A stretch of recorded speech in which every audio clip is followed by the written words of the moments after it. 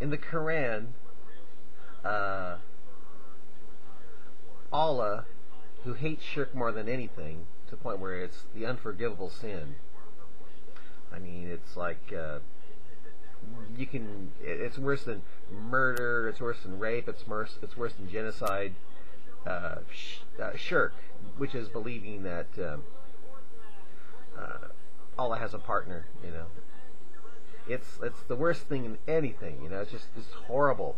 And yet, in the Quran, Allah calls himself we, our, and us when he's speaking about himself. You know what I mean? And it's very confusing.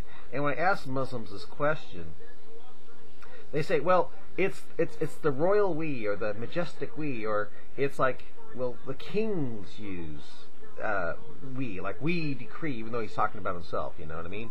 And the question I have is, why should Allah, shirk-hating Allah, why should Allah emulate or copy a king, an earthly, imperfect king?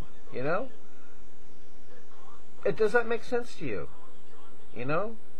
Does that make sense that Allah would, do what a king says?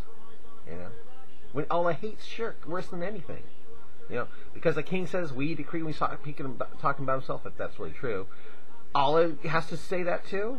Or why should Allah use something that, when shirk is, when try to make Allah more than he is the worst of sins? I don't get it. But if you're a Muslim and you think you have a good explanation, put the comment here, okay? Bye.